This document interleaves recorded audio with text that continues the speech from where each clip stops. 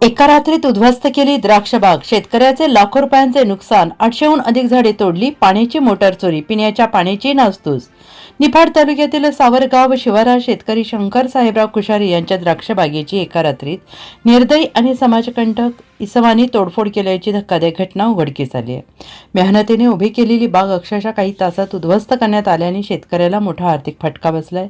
अज्ञातांनी रात्रीच्या सुमारास शेतात प्रवेश करून सुमारे 800 ते 900 द्राक्षाची झाडे धारदार हत्याराने तोडून टाकले आणि एवढंच नव्हे तर शेतातील 2 बोरवेलची वायरी आणि पाईप तोडून मोटार चोरून नेली आहे.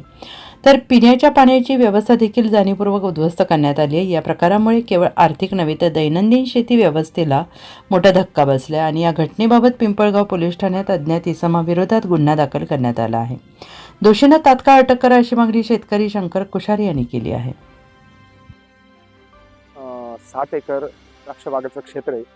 त्याच्या दोन्ही बाजूनी असलेले लोकांनी माझं अचानक रात्रीचं बागेत येऊन द्राक्षबाग तोडून टाकली व तिथल्या तारी अँगल सर्व तोडून टाकलं. तिथं लाईट इलेक्ट्रिक जे कनेक्शन होतं, वायर होत्या.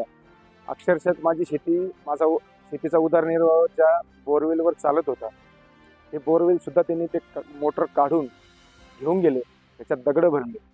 इतका भयानक, इतका त्या व्यक्तींनी क्रूर गोष्ट केली. शिवाय त्यांचा आमचा थोडा बांधाचा वाद होता. तो बांधाचा वाद हा न्यायप्रविष्ट होता.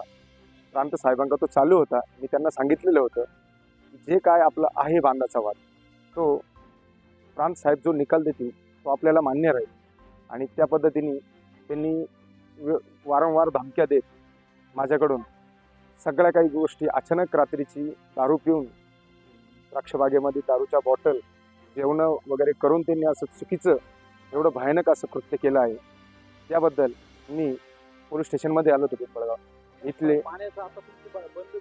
पूर्ण शेती माझी बंद झाली, खूप बंद झालंय. माझं लाखो रुपयांचं नुकसान आहे त्यामध्ये, हे मी सांगू शकत नाही. आता सुरुवात इथून एका पिण्याचं पाणी सुद्धा नाही, इथून कुटुंबावर वेळ आली.